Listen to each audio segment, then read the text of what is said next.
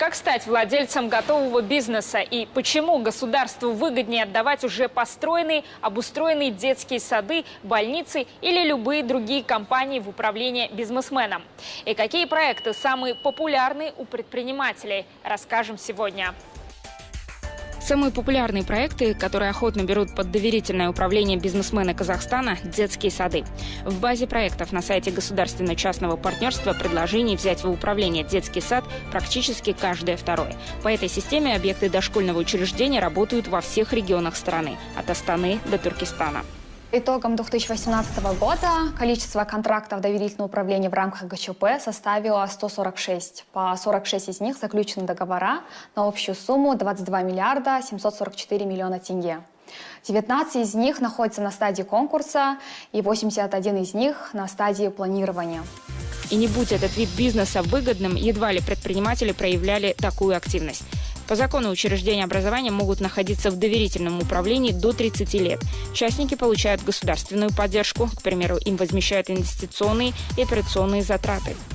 Какие объекты передаются в доверительное управление? В первую очередь это объекты, в которых есть проблемы с процессом управления, а также объекты, где услуги оказываются некачественно, либо ненадлежащим образом. В основном передаются доверительное управление объекты в сфере образования. И вот цифры, которые дает Министерство национальной экономики на начало февраля этого года. Между бизнесменами и государством заключено больше 550 договоров по всем направлениям ГЧП. Сумма превышает 1 триллион тенге. Большая часть объектов, по которым уже есть договоренность, уже работает. На стадии строительства еще 269 объектов. Контроль, согласно законодательству, осуществляет государственный партнер или так называемый учредитель доверительного управления в порядке, предусмотренном договором ГЧП.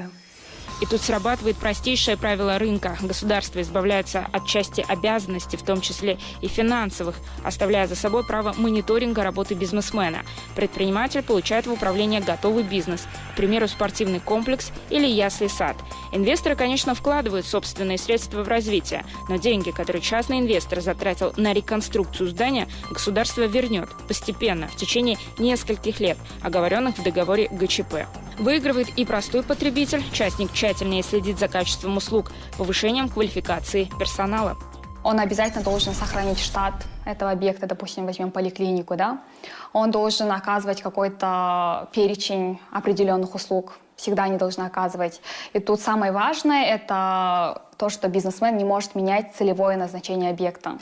В Центре ГЧП проанализировали в списке перспективных и прибыльных направлений в программе ГЧП и передача в доверительное управление поликлиник и больниц. Интерес к этому виду бизнеса на территории Казахстана проявили японские и корейские инвесторы, которых сложно заподозрить в предпринимательской недальновидности.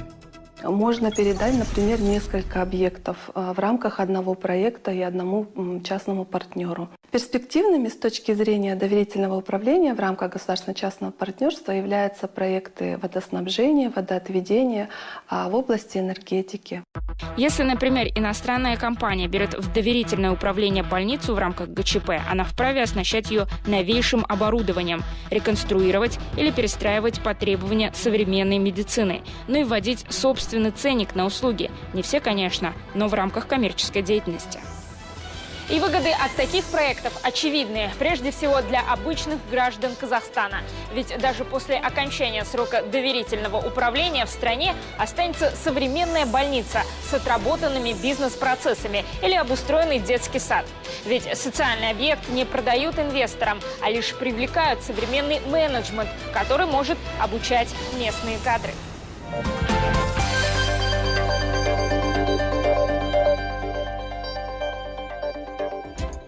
Это была «Экономика», программа, которая доказывает, что спрос рождает предложение. Я Гульнара Жандагулова. Увидимся.